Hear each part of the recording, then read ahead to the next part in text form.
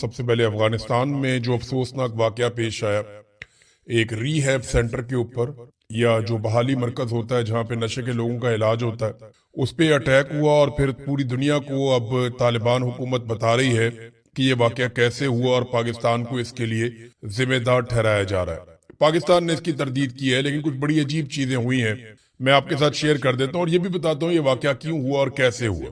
دیکھیں، حیرت انگیز طور پہ پاکستان کی جانب سے جو عسکری ذرائع سے خبریں دینے والے لوگ ہیں یا جو ٹاؤٹس ہیں یا بہت سارے ایسے لوگ جو جڑے ہوئے ہیں، اور سوشل میڈیا پہ بھی انہوں نے اپنی ایک اچھی خاصی تعداد اکٹھی کر لی ہے، قوم کا پیسہ خرچ کر رہے ہیں اور کچھ لوگوں کو تربیت بھی دی گئی ہے کہ یہ کام کیا جائے۔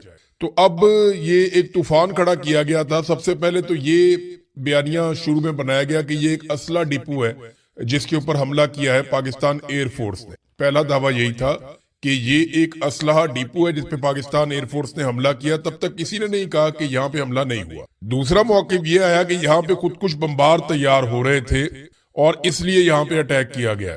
پھر ایک موقف یہ آیا بعد میں کہ یہ تو نشے کے عادی تھے، ان کے تو گھر والے بھی ان سے تنگ تھے، اگر یہ مارے گئے تو کیا ہو گیا۔ اور پھر اب آخر میں ایک موقف ہم یہ بھی سن رہے تھے کہ کچھ لوگوں نے یہ بھی کہا کہ یہ افغانستان کی حکومت نے خود ہی ایک فالس فلیگ آپریشن کر دیا ہے اور اپنے لوگوں کو خود مار دیا تاکہ پاکستان پہ الزام لگایا جائے۔ دراصل یہ معاملہ ہے کیا، اس میں بی بی سی کی ایک رپورٹ ہے کہ اس جگہ کی حیثیت کیا ہے۔ ماضی میں یہ جگہ جو ہے یہ فینکس کے نام سے مشہور تھی، فینکس کیمپ کے نام سے مشہور تھی، اور یہ امریکہ کے زیر استعمال تھی کیونکہ امریکہ نے یہاں پہ قبضہ کیا ہوا تھا۔ یہ کابل کا علاقہ ہے اور امریکی فوج نے یہاں پہ ایک تربیتی کمپاؤنڈ بنایا ہوا تھا جہاں پہ تربیت دی جاتی تھی ان لوگوں کو جو امریکہ کے کام آتے تھے۔ اور 2016 میں امریکہ نے یہ جگہ خالی کر دی تھی، یہ فیسلٹی، یہ جگہ امریکہ نے 2016 میں چھوڑ دی تھی۔ پھر 2017 میں جو اس وقت کی افغان حکومت تھی، اس حکومت نے 2017 میں اس جگہ پہ ری ہیب سینٹر بنا دیا کہ منشیات کے عادی جو لوگ ہیں ان کا علاج یہاں پہ کیا جائے گا، اور باقاعدہ اس کا نام بنا دیا، اس کی جگہ بنا دی اور اس کا بجٹ بن گیا، سارا کچھ ہونا شروع ہو گیا۔ تو 2017 سے لے کر طالبان کی حکومت آنے تک یہ ری ہیب سینٹر ہی رہا ہے، علاج کا مرکز نشے کے عادی لوگوں کے۔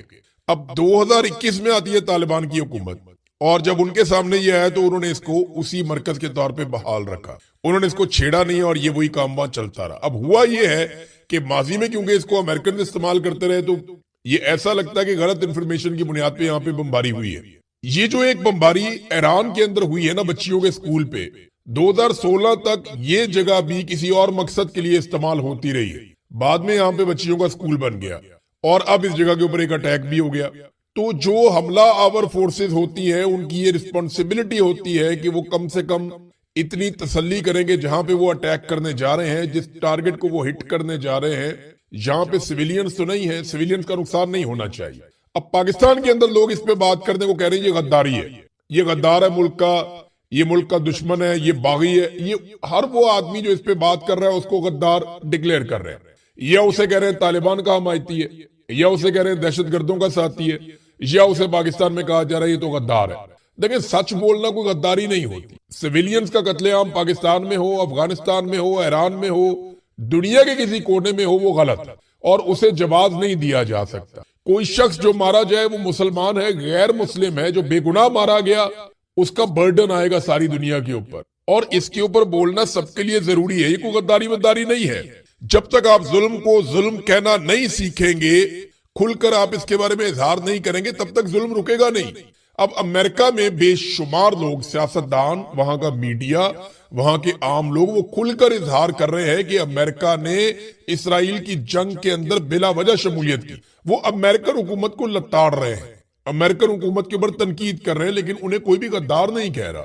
جو بائیڈن نے تنقید کی ڈونلڈ ٹرمپ پہ، لیکن اسے غدار نہیں ڈکلیئر کیا گیا۔ بہت سارے ڈونلڈ ٹرمپ کے اپنے ساتھی ہیں، وہ تنقید کر رہے ہیں ڈونلڈ ٹرمپ پہ اور جنگ کے فیصلے پہ اور امریکی جنگ کی مخالفت کر رہے ہیں، لیکن ان میں سے کسی کو بھی غدار ڈکلیئر نہیں کیا گیا۔ حتیٰ کہ جو فوجی مارے گئے ہیں ان کی فیملیز کی جانب سے بھی سٹیٹمنٹ آیا، یہ میرے پاس موجود ہے یہاں پہ، میں اسے دیکھ رہا تھا کہ جو فوجی مارے گئے ان کی فیملیاں یہ کہہ رہی ہیں کہ جناب یہ لڑائی بند کی جائے، یہ جنگ نہیں ہونی چاہیے تھی، یہ غیر ضروری جنگ ہے۔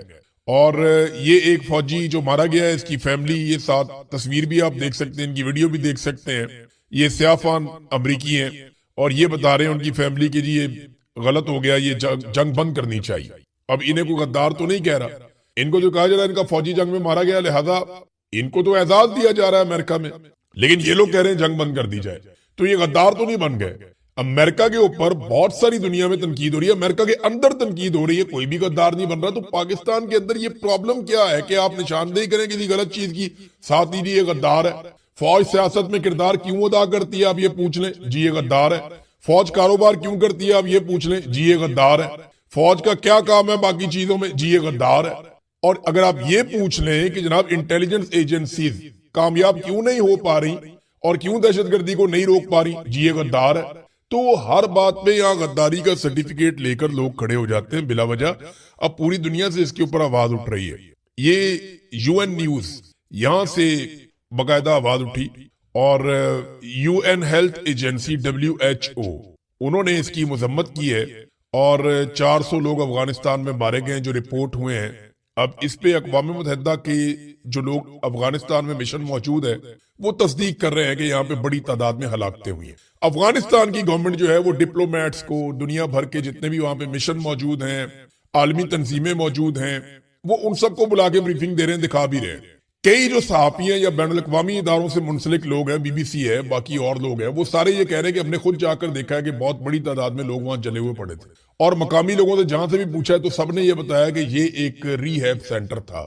اب پاکستان نے یہ کہہ دیا کہ ہم نے اس کے اوپر اٹیک نہیں کیا، لیکن ابھی تک کوئی آفیشیل سٹیٹمنٹ باقاعدہ DGISPR کی جانب سے کوئی ایسا نہیں آیا جس کے اوپر ہم یہ کہیں۔ دیکھیں 21 اکتوبر 2025 کو ڈونلڈ ٹرمپ نے دھمکی لگائی تھی۔ دھمکی کیا تھی ذرا یہ آپ دھمکی دیکھیں۔ ڈونلڈ ٹرمپ نے جو دھمکی لگائی تھی 21 اکتوبر 2025 کو، وہ دھمکی تھی if Afghanistan doesn't give Bagram Air Base back to those that build it۔ اگر بگرام ایئر بیس کو بلڈ کرنے والوں یا بنانے والوں کو اگر افغانستان کی حکومت نے یہ ایئر بیس واپس نہ کی، the United States of America یعنی امریکہ کو واپس نہ کی، bad things are going to happen, ان کے ساتھ پھر بہت برا ہوگا۔ اب یہ وہی برا ہے جو ان کے ساتھ ہو رہا ہے، کیونکہ 21 ستمبر 2025 کو ٹرمپ نے دھمکی لگائی، اور پاکستان نے جو پہلا اٹیک کیا تھا وہ پاکستان نے پہلا اٹیک کیا تھا 9 اکتوبر 2025 کو، یعنی اس کے ٹھیک 18-19 دن کے بعد پاکستان نے پہلا حملہ کر دیا افغانستان کے اوپر ایئر سٹرائک۔ اور جو پاکستان نے پہلا اٹیک کیا تھا وہ کابل پہ، خوست پہ، جلال آباد پہ اور پکتیکا پہ ہوا تھا۔ اب معاملہ یہ ہے کہ دہشت گردی پاکستان سے بڑے لمبے عرصے میں چل رہی ہے۔ دیکھیں ہمیں پکڑنا ہے ان جرنیلوں کو جو دہشت گردوں کو پاکستان میں لے کر آئے، ہمیں پکڑنا ہے ان سارے لوگوں کو جو دہشت گردوں کو فیسیلیٹیٹ کرتے ہیں، جنہوں نے دہشت گرد بنائے ہیں۔ یہ نیکسز آپ کو توڑنا پڑے گا پاکستان میں۔ یہ جو گڈ طالبان بیڈ طالبان ہے اس کو ختم کرنا پڑے گا پاکستان میں۔ پاکستان کو اپنا ہاؤس ان آرڈر کرنا پڑے گا۔ افغانستان کے اندر بھی دہشت گردی ہوتی، عمران خان نے فارمولا دیا تھا، افغان حکومت کے ساتھ بات کریں، مقامی قبائل کو اکٹھا کریں اور مل کر دہشت گردوں کو ختم کر دیں اور دوبارہ دہشت گردی پھر سر نہ اٹھائے۔ لیکن بائی ڈیزائن ان دہشت گردوں کو پہلے بنایا گیا، پھر تیار کیا گیا، پھر ان کے نعرے لگائے گئے، پھر ان کے نغمے بنائے گئے، پھر ان سے ڈالر کمائے گئے، پھر ان کے ساتھ مل کر جنگیں لڑی گئی، بعد میں ان کو لا کر بسایا گیا اور اب ان سے لڑنے کے نام کے اوپر ایک اور جنگ شروع کر دی۔ اس جنگ میں بھی پیسہ ہے، اس جنگ میں بھی دولت ہے، اس جنگ میں بھی فائدہ ہے۔ تو یہ ڈونلڈ ٹرمپ کو خوش کرنے کے لیے ایسا دکھائی دیتا ہے کہ یہ سارا کھیل ہے، کیونکہ اگر آگے بڑھنا ہے تو غلط کو غلط آپ کو کہنا پڑے گا اور حقائق کو آپ کو دیکھنا پڑے گا۔ یہ نہیں ہو سکتا کہ آپ افغانستان کے اوپر تو اٹیک کریں لیکن جن جرنیلوں نے یہ دہشت گردوں کو بنایا اور لا کر بسایا ان سے آپ سوال بھی نہ کریں، حالانکہ وہ موجود ہے۔ ناظرین دوسری ایک امپورٹنٹ خبر جو تھی وہ میں نے آپ کو پچھلے ویلاگ میں بتایا تھا کہ علی لاریجانی جو ہیں ان کی شہادت کی تصدیق ہو گئی ہے۔ اس سے پہلے میں نے آپ کو خبر دی تھی کہ ایران کے اندر یہ کہا جا رہا تھا کہ نہیں شہادت نہیں ہوئی، لیکن بلاخر تصدیق ہو گئی کہ علی لاریجانی کی شہادت ہو گئی ہے اور ان کے اپنے اکاؤنٹ سے اس کو تصدیق کیا گیا۔ بسم اللہ الرحمن الرحیم۔ ملت عزیز اور سربلند ایران، اللہ کا بندہ اللہ سے جا ملا، اللہ کا بندہ شہید ہو کے اللہ سے جا ملا، اس طریقے سے انہوں نے یہ ایک ان کے اکاؤنٹ سے ٹویٹ کر کے یہ اناؤنسمنٹ کی گئی ہے۔ اور اس کے بعد ایرانی افواج نے موساد اور اسرائیل کے خلاف جہنم کے دروازے کھولنے کی دھمکی دی، اور اس کے فوراً بعد ہم نے دیکھا کہ بڑے پیمانے پر بمباری شروع ہو گئی ہے اور اسرائیل پہ بہت تیزی سے بم برسائے جا رہے ہیں۔ جو مناظر دکھائی دیے گزشتہ رات میں وہ بڑے خوفناک تھے۔ علی لاریجانی ایک ایسی معتدل آواز تھے جن کے ساتھ مذاکرات کیے جا سکتے۔ اسرائیل ایک ایک کر کے وہ تمام آوازیں بند کر رہا ہے اور امریکہ کے رستے بھی بند کر رہا ہے۔ یعنی امریکہ نے اگر مذاکرات کر کے یہاں سے نکلنا ہے تو ایسے معتدل لوگوں سے ہی مذاکرات ہوں گے نا، جن کی مذاکرات کرنے کی کیپیسٹی ہے۔ جب زیادہ سخت گیر لوگ آ جائیں گے جو مرنے مارنے پر تلے ہوں گے تو ان سے کیا مذاکرات کیے جائیں گے؟ جو آیت اللہ علی خامنائی جنہیں شہید کیا گیا، انہوں نے فتویٰ دیا ہوا تھا کہ ہم ایٹم بم نہیں بنائیں گے۔ اب ان کے بعد ان کا فتویٰ کدھر گیا؟ اب اگر ایران ایٹم بم بناتا ہے، میں آگے چل کے آپ کو بتاتا ہوں کہ یہ آبنائے ہرمز کو کھلوانا امریکہ کے لیے کتنا ضروری اور کتنی بڑی مصیبت بن گیا۔ لیکن لاریجانی کے بعد سعید جلیلی کو اب لگا دیا گیا ہے نیشنل سیکیورٹی کونسل کا سیکرٹری، اس سے پہلے وہ تھے۔ تو اسرائیل امریکہ کے رستے بند کر رہا ہے، ہر ایسی آواز کو خاموش کروا رہا ہے، ہر ایسے لیڈر کو قتل کر رہا ہے جس کے ساتھ مذاکرات یا بات چیت ہو سکتی۔ لہذا یہ جنگ ایسا لگتا ہے کہ اب لمبی چلے گی۔ تو ڈونلڈ ٹرمپ کو جو ہے وہ ہر حال میں آبنائے ہرمز کو کھلوانا ہے۔ یہ کھلے گی کیسے؟ دیکھیں آپشن کیا ہے ان کے پاس۔ نمبر ایک تو یہ ہے کہ بہت سارے ممالک ڈونلڈ ٹرمپ کے ساتھ مل جائیں اور مل کر ایران کے اوپر دباؤ ڈالیں، چاہے لڑ کے ڈالیں چاہے ویسے ڈالیں، اور یہ آبنائے ہرمز زبردستی کھلوا دیں۔ اس میں ایران کو کوئی نہ کوئی فیس سیونگ انہیں دینی پڑے گی یا ان سے لڑنا پڑے گا۔ دوسرا رستہ یہ ہے کہ امریکہ اکیلا کھلوا دے، لیکن اس میں امریکہ کو بہت زیادہ قربانی دینی پڑے گی، بڑی تکلیف برداشت کرنی پڑے گی، نقصان برداشت کرنا پڑے گا، کیونکہ ایران مارے گا ایسے تو بیٹھے گا نہیں۔ تیسرا، پہلے جنگ بندی ہو جائے، اس کے بعد فری کین بیٹھ جائیں اور بیٹھ کر یہ کہیں کہ جناب ایران کے ہم یہ معاملات مان لیتے ہیں، ایران ہماری یہ معاملات مان لے، اور یہ آبنائے ہرمز کو کھول دیا جائے۔ اس میں رشیا اور چین، پاکستان ایون اور ترکی بڑا امپورٹنٹ رول پلے کر سکتے ہیں۔ ایک طریقہ یہ بھی ہے۔ چوتھا ایک طریقہ ہے جس کے اوپر ابھی کوئی بات نہیں کر رہا، نہ کوئی کرنا چاہتا، ایران ایک ایٹمی تجربہ کر دے اور اس کے بعد خود ہی آبنائے ہرمز کو کہ جناب ہم نے اپنے آپ کو اب محفوظ کر لیا، اب اگر جو ہمارے ساتھ لڑے گا تو وہ نتائج کا ذمہ دار خود ہوگا۔ ساری دنیا یہ جانتی ہے کہ ایران جس طرح دھماکے کرتا ہے یا جس طرح جواب دیتا ہے وہ کوئی کسر نہیں چھوڑتا۔ لہذا جب اس کے بعد ایٹم بم ہوگا نا تو یہ لڑائی ختم ہو جائے گی ہمیشہ، ایسا دکھائی دیتا۔ پھر وہ آبنائے ہرمز گڈ ول جیسچر کے طور پہ کھول دے کہ ٹھیک ہے ساری دنیا یہاں سے ٹریول کرے، ہم بھی تجارت کریں آپ بھی تجارت کریں، کوئی کسی کو نہیں روکے گا، تو پھر ایک نئی سچویشن بن جائے گی۔ امریکہ کا اکیلا پن جو ہے وہ ڈونلڈ ٹرمپ کو کاٹنا شروع ہو گیا ہے اور امریکنز کے لیے مشکل بڑھ رہی ہے۔ یعنی برطانیہ، جرمنی اور فرانس، یہ وہ ممالک ہیں جو ہمیشہ امریکی اتحاد کی ریڑھ کی ہڈی رہتے تھے۔ یہ بہت امریکہ کے لیے بڑھ کے بات چیت بھی کرتے تھے، دنیا کے سامنے نیریٹو بھی رکھتے تھے۔ ان کے بہت بڑے بڑے میڈیا ہاؤسز ہیں، وہ پوری دنیا کو بتاتے تھے کہ ایکچولی کرنا کیا ہے، نیریٹو بلڈنگ کرتے، امریکہ کے ساتھ کھڑے ہوتے، ان کے ہتھیار کام آتے۔ تو یہ برطانیہ، جرمنی اور فرانس، انہوں نے تو صاف انکار کر دیا کہ ہم ایران کے خلاف اسرائیلی اور امریکہ کی لڑائی کا حصہ نہیں بنیں گے۔ یورپ اور برطانیہ یہ تو گیا ان کے ہاتھ سے۔ آسٹریلیا، جاپان اور جنوبی کوریا یہ دوسرا ایریا ہے، یہ بھی ہاتھ سے گیا۔ نہ جاپان ساتھ کھڑا ہوا، نہ جنوبی کوریا ساتھ کھڑا ہوا، نہ آسٹریلیا ساتھ کھڑا، حتیٰ کہ امریکہ کا جو بالکل ہمسایہ ہے کینیڈا، جو ہمیشہ سے غیر مشروط طور پہ امریکہ کے ساتھ رہا، وہ بھی ساتھ کھڑا نہیں ہوا۔ تو ڈونلڈ ٹرمپ جو ہے وہ اکیلے ہوتے چلے جا رہے ہیں۔ عرب ممالک جنہوں نے امریکنز کو اپنے لیے ایک حفاظت کا ذمہ دار سمجھا تھا، یہاں پہ بہت سارے فوجی اڈے بنا کر دیے، اربوں ڈالرز امریکہ کے اوپر خرچ کیے انہوں نے، اربوں ڈالرز انہوں نے دیا اپنی حفاظت کے لیے۔ وہ جو عرب ممالک ہیں وہ بھی اب دیکھ رہے ہیں کہ ہماری حفاظت نہیں ہو پائی، انہوں نے امریکنز کو یہاں سے دوڑتے ہوئے دیکھا، وہ اپنے بحری بیڑے اٹھا کے کدھر پیچھے لے گئے پانیوں میں کہ ایران انہیں تباہی نہ کر دے۔